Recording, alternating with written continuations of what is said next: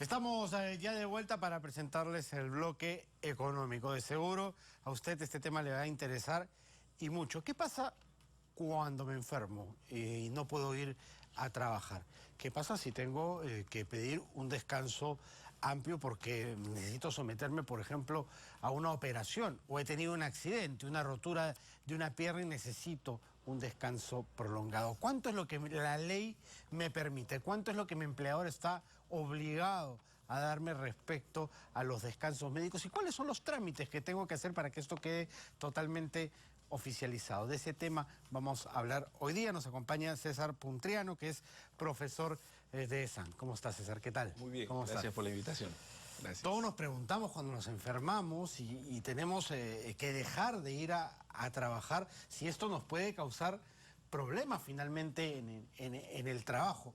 ¿Cuáles son los derechos que tiene el trabajador respecto al descanso médico y cuáles las obligaciones también para hacer esto de manera legal y dejar constancia de que definitivamente uno tiene un impedimento de salud? Es una buena pregunta, es una gran inquietud porque efectivamente cualquiera se enferma, se accidenta y estamos hablando de cualquier tipo de accidente, ¿no? De repente el trabajador estuvo jugando pelota el fin de semana, se dobló el tobillo, que suele se ocurrir, cayó. Suele ocurrir, ¿sí? Exactamente. Mira, lo primero que tienen que saber los trabajadores es que tienen ellos 72 horas, o sea, 3 días para justificar sus ausencias. Ojo con eso. Algunas empresas en sus reglamentos dicen que en el mismo día hay que avisar, eso sí. O sea, si se accidentó, a primera hora del día, llamar y comunicar, estoy mal, he tenido un problema, claro. Y hay o sea, 3 no días dejar para de ir sustentarlo. sin avisar. O sea, Correcto. ¿qué pasó? Nadie sabe qué pasó, no. Correcto. Hay que hacer que uno mismo o algún familiar, si es que el problema de salud lo impide, avise inmediatamente ese mismo día que se está faltando. Correcto. Entonces hay 3 días para justificar la ausencia. ¿A través de qué documento? De un certificado médico del médico tratante. Que no es una receta. Es correcto. Hay unos formatos no especiales que los venden en algunas farmacias o que las mismas clínicas o centros de salud los tienen. Eso es lo que se tiene que presentar a la empresa, digamos, 3 días después de la inasistencia. ¿Cuántos días puedo faltar sin algún tipo de acreditación de que verdaderamente estoy mal? Sin algún tipo de acreditación, si yo me ausento más de 3 días, o sea, al cuarto día, ya la empresa podría, digamos, considerarme que he abandonado mi centro de trabajo y despedirme por el abandono. ¿De acuerdo? Entonces, ¿qué debería hacer yo si ya veo que estoy segundo día enfermo, con fiebre, por ejemplo, en cama, y no me recupero? Ir a un centro médico, conseguir el certificado, y si no puedo ir yo, mandar a alguien puede dejarlo. Sí, puede hacerlo la esposa, el hijo, el papá. No hay restricción. Lo importante es que llegue a poder del empleador este documento donde diga que el señor trabajador pues tuvo un problema de salud y tiene 48, 72 horas o lo que fuera de descanso médico. Claro que, por ejemplo, el tema de una fractura podría ocurrir, ¿no? Por ejemplo. Me fracturé el pie jugando pelota y eso va a terminar siendo 2 o 3 semanas de para. Pero al tercer día, el documento que acredite eso ya tiene que estar en el escritorio. Ahora, es importante tener en cuenta que los primeros 20 días de descanso médico al año los paga la empresa. Es decir, el trabajador sigue ganando su sueldo como si hubiera ido a trabajar. Pero son hasta 20 en el año. Imagínense que por una pequeña luxación el trabajador tenga 4 días. Presenta su certificado médico y le cubrieron los 4 días. Perfecto. Luego de aquí a 2 meses se cayó montando la bicicleta y tiene 2 días más. Presenta su certificado, ya van 6. Hasta el año puede acumular 20 días. Ahí justo lo tenemos en la gráfica para irlo explicando. 20 días calendario al año pagado por el empleador. Pero eso no significa que el trabajador no pueda tomarse 21, 22, 30, porque va a depender de la dolencia. ¿Qué es lo que pasa ahí? Que luego a partir del día 21, el empleador le sigue pagando, pero ya se activa un beneficio que se llama subsidio por incapacidad temporal para el trabajo. ¿Eso qué significa? Que el trabajador recibe su sueldo, pero el empleador tiene que hacer un trámite ante salud para cobrar ese subsidio. Y ahí se activan una serie de obligaciones de los trabajadores. ¿Y cuáles son? Ahí van. Ahí vamos. Dijimos que para los primeros 20 días bastaba un certificado médico oficial, digamos. Ajá. Pero para este tiempo de subsidio, el trabajador Del día tiene 21 en adelante. Del día 21 en adelante tiene que canjear su certificado médico en el seguro. Tiene que ir al Seguro Social, donde le toque atenderse, Ajá. pasar una evaluación y en salud le emite se llama certificado de incapacidad temporal para el trabajo. Tiene un nombre medio complicado, pero es, digamos, el certificado médico que da el Seguro Social.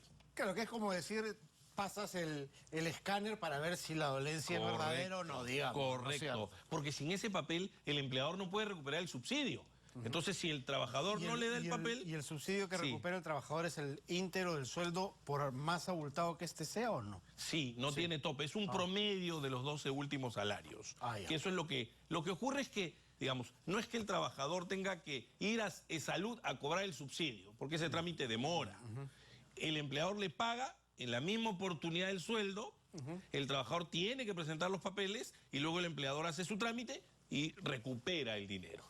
Así funciona. Ok, perfecto. Eso es un reembolso, digamos, para el empleador. Perfecto, entonces no hay razón para pensar que después de los 20 días uno deja de percibir el salario. No. Se sigue percibiendo, pero ya no se perjudica al empleador que se supone va a tener que ya después de 20 días contratar a alguien, que es básicamente Sí, lo pues lo sí, que se un necesita. suplente o alguien que lo cubra. Claro. Importante para complementar la idea que el subsidio se paga hasta 340 días, o sea, 11 meses y 10 días, como máximo.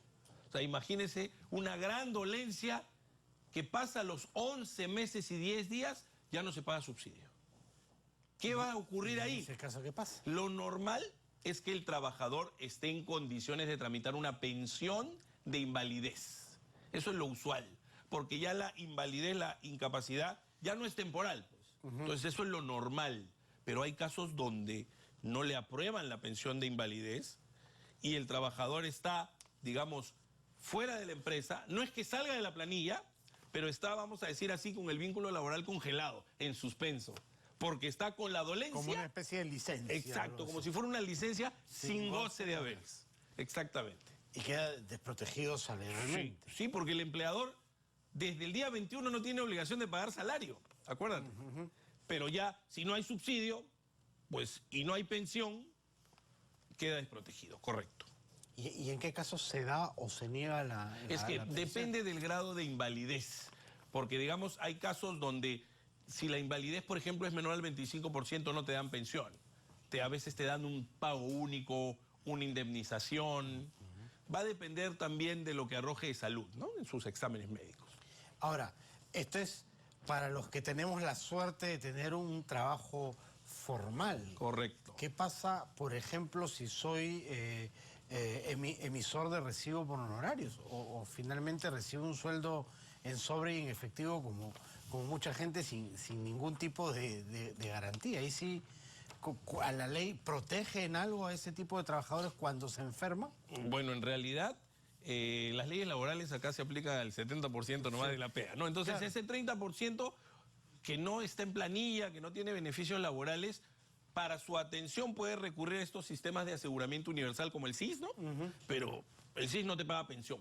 O sea, el señor que recibe su plata en un sobrecito, se accidentó jugando pelota, va a estar en su casa y hasta que no trabaje no le van a pagar. O sea, no hay una cobertura universal en ese punto, ¿no? Esas personas, lamentablemente, si no trabajan, no cobran. Bueno, Es duro, pero es duro, sí, claro. así funciona. Claro.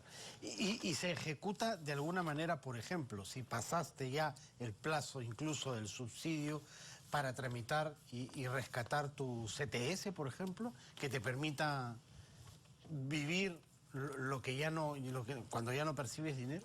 Lo que ocurre es que la CTS, digamos, hay 4 sueldos que están congelados en el banco, ¿no? Ajá. Hasta que la relación laboral termine. Aquí está suspendida. O sea, el trabajador tendría que renunciar para liberar la plata. O pedirle un préstamo al empleador, por último, ¿no? Hay empresas que, digamos, tienen algunos sistemas de ayuda. Inclusive hay compañías, estamos hablando pensando en los formales, hay compañías que no abandonan a la gente, la ayudan en estos trámites, ¿no? Pero si no, no tendría de dónde. Y una para terminar que no tiene que ver con un tema de salud, sino, por ejemplo, si necesito tomarme un respiro, un paréntesis laboral por estudios, digamos. Necesito terminar una maestría y quiero 3, 4 meses de licencia para poder titularme. ¿Cómo se tramita eso? ¿El empleador está obligado a dármelo? Y dice, mira, no te la puedo dar. En realidad no hay obligación. No hay obligación. Puede, y depende de las políticas de la compañía, ¿no? Porque hay empresas que más bien invierten en la capacitación, le dan un permiso o una licencia con goce de haberes, pero le dicen al trabajador, terminas y te quedas un par de añitos, ¿no? Regresas, claro. Un pacto de permanencia para recuperar la inversión, correcto. Pero en términos generales ya quedará un poco a lo que el trabajador pueda negociar, ¿no? Sin goce de haber tampoco. O sea, podría ser, pero va a quedar un poco a lo que el trabajador pueda negociar, ¿no? Tendrá que hablar con su jefe y decirle, mira, quiero viajar para hacer esta maestría, porque, ojo, cuando uno estudia en el Perú, mientras trabaja, las maestrías son como que a tiempo parcial, ¿no? Las haces en las noches.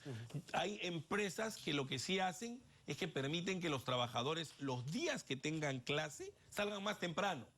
Y otros días se quedan un poco más para devolver esas horas. ¿No? Hay cierta flexibilidad que se puede aplicar. Perfecto. Hemos quedado, creo, satisfechos con toda la información. Ya sabemos cómo se debe proceder cuando tenemos este tipo de inconvenientes. Muchísimas gracias. Encantado, gracias.